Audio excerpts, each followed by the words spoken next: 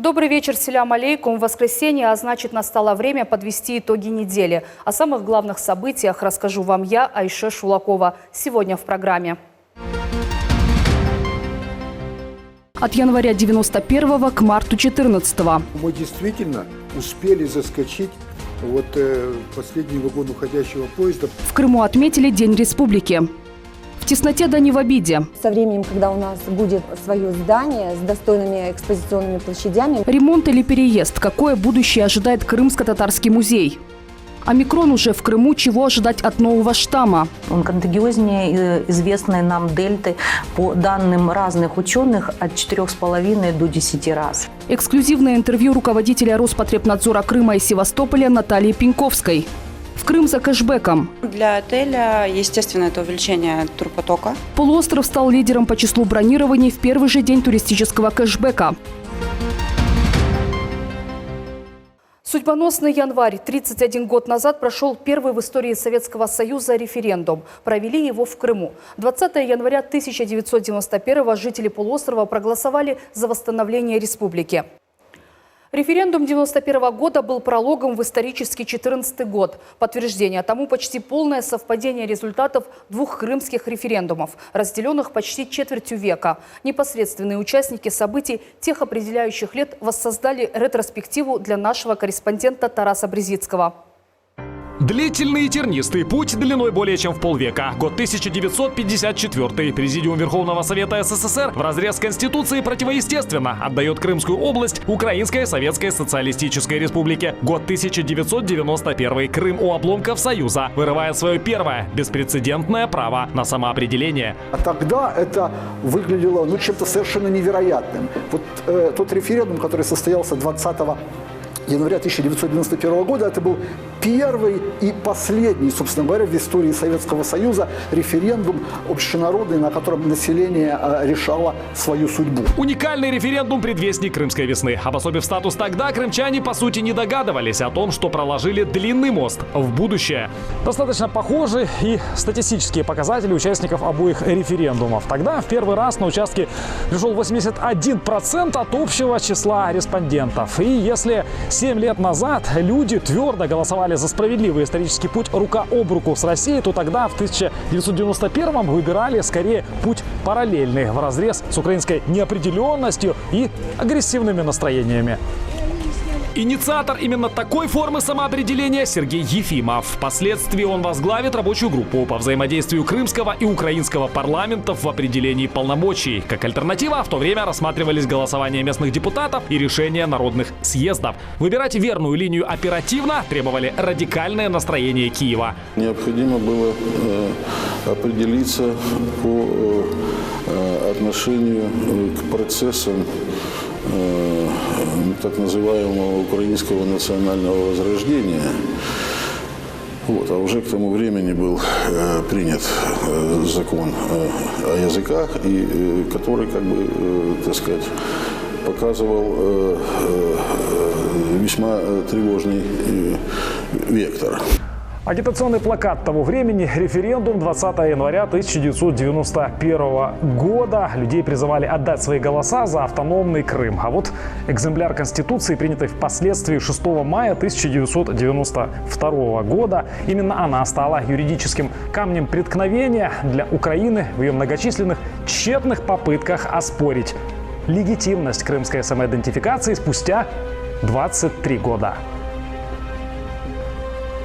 По оценкам современников, часто заискивающий Крыму в те определяющие годы, первый президент Незалежной Леонид Кравчук пытался всячески хотя бы оттянуть момент.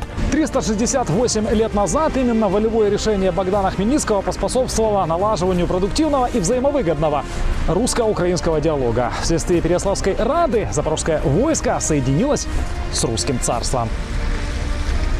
Итогом постсоветских происков Украины уже после референдума стало упразднение института президентства, ликвидация Конституции, а позже и подавление законодательных инициатив. Тот период истории занимает значительное место в политической летописи Александра Фарманчука «Крымская власть». Председатель Общественной палаты Крыма, политолог, крайне метко называет первый референдум попаданием Крыма в иголочное ушко. Этой идеей крымское сообщество всегда было, как говорится, наполнено, и оно болело этой проблемой до тех пор, пор, пока не выздоровела вот самим фактом возвращения. Поэтому мы действительно успели заскочить вот последний вагон уходящего поезда, поскольку буквально к концу года Советский Союз был распущен. Не случись судьбоносного решения, Крым мог стать еще одним Приднестровьем, Абхазией, Южной Осетией на кровавой карте планеты, словно калька тех событий. Очередной Майдан и, как следствие, необходимость крымчан брать инициативу в свои руки в 2014-м. Президент покидает киевскую резиденцию. Радикалы обещают Крыму пояс дружбы. Наша земля в 2014 году, мы должны это очень четко понимать. Приходила большая война. И только благодаря вот нашим действиям, нашим усилиям всех крымчан мы повторили результаты референдума 1991 года. Вообще не было бы того референдума, не было бы решения по воссозданию тогда Крымской автономной Советской Социалистической Республики. Большой вопрос. Что бы было в 2014 году. Легитимность весеннего референдума 2014-го красная тряпка теперь планетарного масштаба. Агрессия Запада, политика жестких антироссийских санкций. Как результат, сложнейшая дипломатическая миссия. Следствие крымского самоопределения. Референдум 2014 года, он имеет всемирное историческое значение. Мы сегодня говорим, что любые встречи на международном уровне, даже сегодня переговоры между Россией и Соединенными Штатами Америки, Россией и НАТО, они во главе угла стоит Крым. Благодаря автономному статусу воссоединение Крыма с Россией было безупречным с правовой точки зрения, считает глава республики Сергей Аксенов. Этот факт еще сыграет свою роль в процессе международного признания российского полуострова. Уверен, что это обязательно произойдет. Поздравляю крымчан с праздником. Благодарю за самоотверженный труд и патриотизм. Желаю всем здоровья, благополучия, реализации жизненных планов и новых успехов. Похоже, на тот момент Украина настолько заигралась в проводников мировой демократии, что попросту забыла о документальном определении крымских привилегий. Когда стало понятно, что не пройдет силовая попытка, попробовали взять хитрым кокетством, но было поздно. Родители идеи повторного голосования уже давно приняли политическое бессилие, а крымская тема используется Киевом сейчас лишь для внутренних спекуляций. Референдум номер 1 достиг возраста зрелости. Ему уже 31, а крымский вопрос в Кремле неоднократно называли закрытым. Музеи, театры, библиотеки. Сегодня они главное хранилище национальных ценностей. Крымские татары с трепетом хранили и лелеяли свою историю и обычаи в годы депортации, чтобы передать будущему поколению многовековую, богатую и уникальную культуру. Народу потребовалось несколько десятков лет, чтобы собрать буквально по крупицам культурное наследие. Многие люди стремятся к богатству. У каждого при упоминании этого слова свои ассоциации. Кто-то думает о материальных благах, кто-то о духовных. А мне хотелось бы рассказать о самом важном, на мой взгляд, богатстве, культуре и традициях нашего народа. Мужские и женские вышитые пояса и кисеты, даже подвязки для носков вышивали. Этим экспонатам 100, а то и более лет. Они были неотъемлемым атрибутом быта крымских татар. Эти изделия, как и их владельцы, пережили ссылку и вернулись на родину. Теперь украшают экспозицию в Крымско-татарском музее культурно-исторического наследия. Национальная вышивка прошла сложный путь от забвения до возрождения. Испокон веков все девочки и женщины умели ткать. У нас даже есть народная песня на эту тему. Девушки вышивают, чтобы подарить жениху. Орнамент вышивки носил глубокий смысл, потому что с детства девочка садилась за ткацкий станок. До свадьбы она должна была успеть соткать и покрыть вышивкой свое приданное. В музее можно окунуться во многовековую историю, узнать тайны символов декоративно-прикладного искусства, познакомиться поближе с культурой и бытом коренного народа. Так раньше выглядела крымско-татарская кухня. Камин для обогрева комнаты и приготовления еды. Медная керамическая посуда, деревянная полка раф. Еда обычно готовилась на низком столике кона, на котором удобно было раскатывать тесто. Экспонаты отражают мировоззрение, традиции, хранят историческую память народа. А все начиналось в начале 90-х со 100 экспонатов в Крымско-татарской национальной галерее. Республиканский статус музей получил в конце 90-х. Сегодня в его фондах более 15 тысяч уникальных художественных и культурных ценностей. Это редкие ювелирные изделия, образцы одежды, вышивки и ткачества, картины художников, скульптурные работы, материалы по археологии и этнографии. Помимо сбора у нас еще музей, чтобы сохранить эти экспонаты, проводит реставрационные работы. Вот здесь вот эти предметы в 2021 году были отреставрированы. А в этой витринке у нас предметы найдены в ходе Старокрымской археологической экспедиции, которая исследует историю древнего Салхата. Недавно сокровищница музея пополнилась уникальными сценическими костюмами ансамбля «Хайтарма». В них выступали корифеи национального искусства в период депортации в Средней Азии. Они передают энергетику артистов и атмосферу тех концертов. А этот костюм, он отличается от сценических вариантов, которые представлены на выставке. Этот костюм, в нем выступала наша известная правозащитница Айше Ситмуратова в 1981 году на Всемирной исламской конференции в Малайзии. Все участники отмечали его уникальность и самобытность, что народ, который имеет такой красивый костюм, у него очень богатая история. Этому строению более 100 лет. Оно находится в тесном соседстве с частными домами. В музее 6 выставочных залов и 3 фондовых помещения. Комнаты небольшие, а коллекция ежегодно пополняется. Катастрофически не хватает места. Ремонт в музее был лишь косметический. Привели в порядок фасад здания и несколько комнат. В прошлом году при поддержке Министерства культуры отремонтировали часть кровли. Но это не решает проблем полностью. Здание музея арендует, оно на городском балансе. Это и связывает руки. Поэтому сейчас идет процесс его передачи в республиканскую собственность. И только после этого мы сможем здесь провести капитальный ремонт. Как только уладим эти формальности, можно будет приступать к работам. Помимо этого, мы подобрали несколько зданий, подходящих для музея. И этот вопрос сейчас тоже решается. В Министерстве культуры заверили, что в ближайшее время музей ожидает новоселье. Будет ли это уже существующее здание попросторнее или построят новое, пока неизвестно. Рассматривают все варианты. Если мы будем строить новое здание, то, к сожалению, сейчас свободные участки земельные, та информация, которой мы располагаем, находится как бы вне центра города, что не совсем удобно будет для наших посетителей, а мы ориентированы прежде всего на них. Поэтому, конечно, мы стремимся, чтобы это был центр, чтобы это был город, чтобы это были удобные подъездные пути. А в самое ближайшее время, то есть я думаю, что в течение года мы уже будем четко понимать, какой именно объект и в какой форме мы будем трансформировать под свои нужды.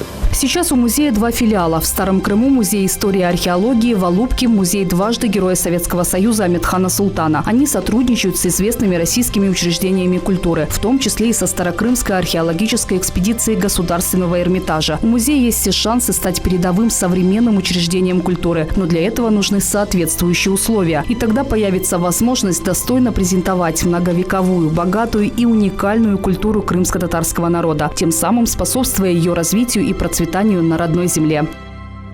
А теперь к менее приятным новостям. Ковид вновь атакует. Число заболевших снова растет. Новый штамм вируса омикрон уже в Крыму. Правительству республики пришлось вновь ввести ограничения. Насколько омикрон опаснее дельты и будут ли введены новые ограничения, расскажет руководитель Роспотребнадзора Крыма и Севастополя Наталья Пеньковская. Эксклюзивное интервью телеканалу «Милет».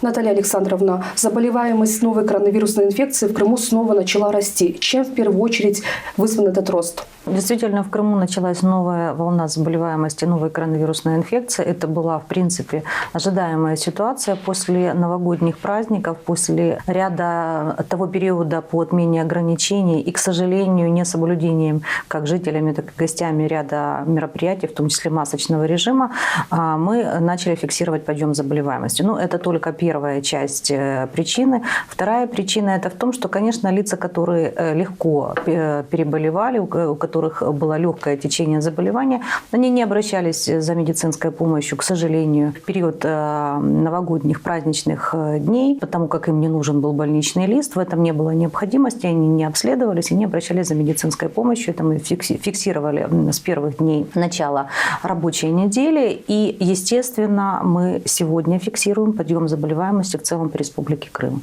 Это очередная волна заболеваемости, на которую теперь накладывается и циркуляция нового геноварианта коронавируса, это омикрона. Такая ситуация практически по основному количеству субъектов Российской Федерации, и этот тренд на сегодня сохраняется. 17 января снова ввели режим QR-кодов при посещении общественных мест и запрет на проведение зрелищно-развлекательных мероприятий. Будут ли еще какие-то ограничения и, главное, будет ли локдаун для бизнеса, общепита, театров и так далее? Когда обсуждался вопрос отмены ограничительных ограничительных мероприятий на период новогодних праздников, для этого были основания. То есть уровень заболеваемости был довольно низким, и все показатели, которые характеризовали эпидемический процесс, позволили на определенный период времени смягчить ограничительные мероприятия. Но при этом надо понимать, что ни в указе главы, ни в одном нормативном документе не было написано, что отменяется масочный режим. Да, отменились мероприятия ограничительные, которые касались наличия лиц, допущенных на объекты массового скопления людей. Это данные об иммунизации, либо о перенесенном заболевании, ну, так называемые QR-коды, хотя у определенной части населения это вызывает, скажем так, отторжение данного процесса. Поэтому я говорю сегодня о сертификатах и об иммунном статусе людей, которые могли посещать те же общепиты, те же торговые центры и так далее. И мы понимали тогда, когда обсуждали это с главой республики, что это будет на определенный период времени. Если вы обратили внимание, в предновогоднем указе так и было указано, что эти ограничения снимаются до 20 января.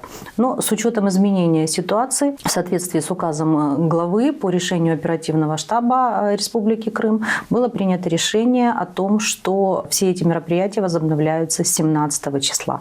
То есть на сегодняшний день ничего нового в ограничительных мероприятиях, чем те, которые у нас были озвучены и действовали на период предыдущей эпидемической волны, на сегодняшний день нет. Омикрон уже в Крыму. Насколько он опаснее дельты? Омикрон очень быстро распространяется. Он может вызывать менее тяжелые заболевания у части населения, хочу подчеркнуть, у части населения. Привитые имеют те же риски, как при известном нам дельта-штамме тяжелого течения заболевания, но он более контагиозен. Он контагиознее известной нам дельты, по данным разных ученых, от 4,5 до 10 раз. Если при дельта-штамме мы говорили о том, что в семейном очаге может быть один заболевший коронавирусной инфекцией, остальные при соблюдении определенных режимов не заболеют. При омикроне мы говорим о том, что при попадании первого случая в коллектив, с уверенностью можно сказать, что 70% коллектива или 80% коллектива перенесет данное заболевание. Если коллектив привит, значит, у этой части населения заболевание может протекать бессимптомно. И мы видим, растут бессимптомные формы. На первом этапе распространения новой коронавирусной инфекции мы говорили о том, что у нас основную массу составляли бессимптомные формы там, до 20, до 30%. При дельта-штамме эта часть ушла. У нас в основном были пневмонии и острые респираторные вирусные инфекции. Причем в отдельные недели и периоды пневмонии преобладали в клиническом проявлении заболеваний. При омикроне несколько другая ситуация. Но омикрон только начал циркулировать. Для эпидемии вируса это не такой большой период, там 2-3 недели. Это начало развития этого процесса. И сегодня омикрон в целом по стране поражает в основном население активное, то есть более молодое, работоспособное население. И при омикроне чаще начали болеть дети. Поэтому, когда мы говорим о коллективном иммунитете, мы должны считать не только прививочный статус наших взрослых, но в целом понимать, что у нас дети тоже включаются в эпидемический процесс. И здесь, конечно, это совсем другие цифры. Вакцины, которые сегодня используются от коронавируса в России, защищают ли они от омикрона? Да, несомненно, по данным наших ученых, российских ученых, вакцины, которые сегодня актуальны, которые применяются для иммунизации на территории Российской Федерации, они эффективны, они обеспечивают защиту от заболевания новой коронавирусной инфекции. Но если массированная, скажем так, доза возбудителя и более тесный контакт, то, конечно, вероятность того, что он заболеет, есть. Но то, что он перенесет легко, либо бессимптомно, это очень большой процент на сегодня. Антиковидные меры значительно увеличили рост темпа вакцинации, но коллективного иммунитета, к сожалению, не удалось достичь. Как вы считаете, чем еще нужно стимулировать людей к вакцинации? Это должно быть в сознании. И, к сожалению, не вся часть нашего населения понимает сегодня существующие риски. Почему-то кажется, что со мной это не случится. Это не случится ни со мной, ни с моими близкими. И медицина сегодня, конечно, оказывает помощь всем тем, кто обращается за медицинской помощью. И привитым, и антипрививочникам. Но следует отметить, что вот последняя волна, которая была зафиксирована в Крыму, в целом по республике и по Севастополю не было больше, чем 2,5% заболевших привитых.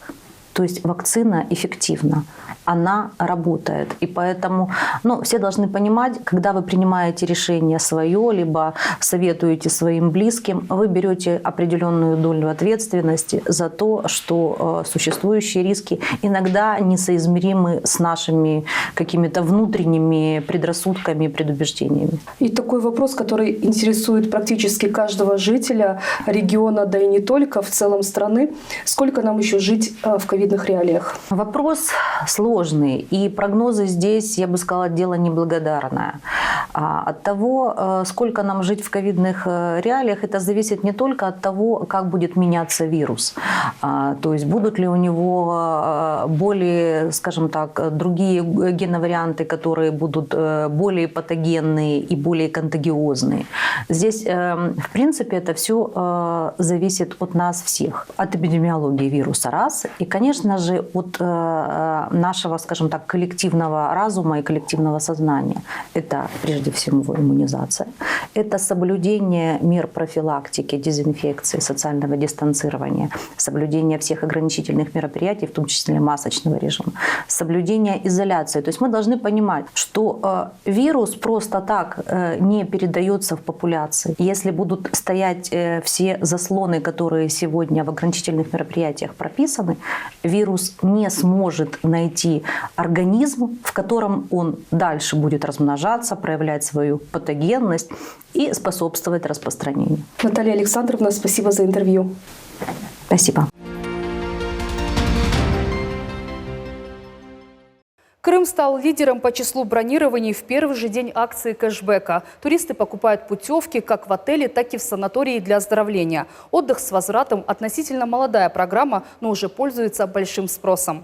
А вот международная система бронирования Booking, видимо, решила стать ложкой дегтя в бочке с медом. Сайт ввел новые ограничения для работы в Крыму. Повлияют ли они на туристический сезон, смотрите в специальном репортаже.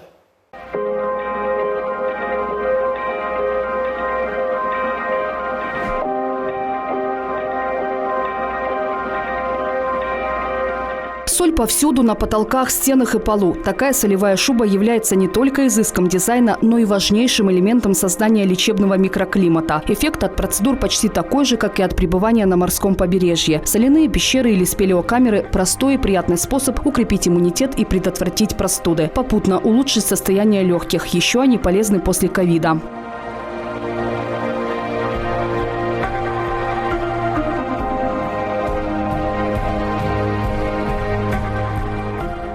Вернуть к доковидному состоянию организм, да и в целом просто оздоровиться, в этом отеле помогают высококвалифицированные специалисты. Массаж, спа-уход, плавание, физиотерапевтические процедуры. Расслабиться с пользой для организма можно и на курсе грязелечения. У меня в руках черное золото запада Крыма. Ради него люди проделывают тысячи километров, чтобы ощутить на себе целебные свойства сакских грязей. Это мощнейшее природное терапевтическое средство многие называют лекарством от всех болезней. У нас имеется два вида аппликаций – больших размеров и средних. Накладывается сначала грязь, потом накладывается сверху термопакет, который греет первую грязь. За счет этого грязь у нас работает. Мы смываем ее рапой.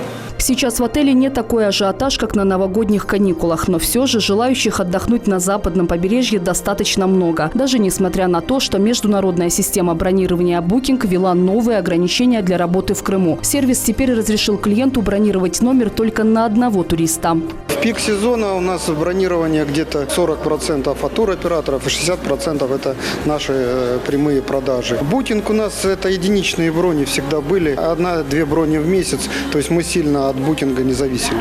Оксана Пожидаева с матерью приехала из Кузбасса на реабилитацию. В ноябре они переболели коронавирусом. В отеле только 3 дня, результат уже налицо. В Крыму впервые место для отдыха всегда выбирали на букинге. На этот раз прислушались к совету друзей относительно отеля. Номер бронировали самостоятельно на сайте. Не будет букинга, я думаю, что вот мы, россияне, найдем, как приспособиться и будем искать этот выбор на других сайтах. Booking уже не в первый раз вставляет палки в колеса крымских отельеров. Пользователи лишили возможности оставлять и читать отзывы об объектах размещения в регионе. Обнулили и все рейтинги. Отныне туристы могли бронировать номера только с отметкой «Деловая поездка». У нас есть свой отдел бронирования, который занимается продажами отеля. Мы не работаем уже с прошлого года ни с какими туристическими агентствами и туроператорами, поэтому продаемся напрямую с помощью нашего сайта. И у нас есть свой отдел маркетинга, который привлекает нам гостей. И мы работаем со своей базой и с новой привлеченной. Власти Крыма рекомендуют туристам бронировать отели напрямую или у российских сервисов, а отельерам открывать собственные каналы продаж. Тем более, что на этой неделе стартовал новый этап туристического кэшбэка. Турист может напрямую забронировать отдых со скидкой в 20%. Для отеля, естественно, это увеличение турпотока. То есть в среднем примерно увеличивается поток туристов в 2 раза. Программа туристического кэшбэка рассчитана в первую очередь на привлечение туристов в межсезонье. Крым в течение всех 4 этапов был в тройке лидеров, а в некоторых этапах даже опережал все остальные регионы. В Крыму на сегодняшний день участвует уже порядка 140 средств размещения, и мы ожидаем, что в ближайшее время это количество серьезно увеличится. Программа продлится до середины апреля. Воспользоваться субсидией может любой обладатель карты МИР. Для этого нужно зайти на сайт mirpутешествий.рф, зарегистрировать свою карту, выбрать регион, отель или санаторий и расплатиться. Количество путевок не ограничено. Увидимся с вами в следующие выходные. Приятного вечера. До встречи.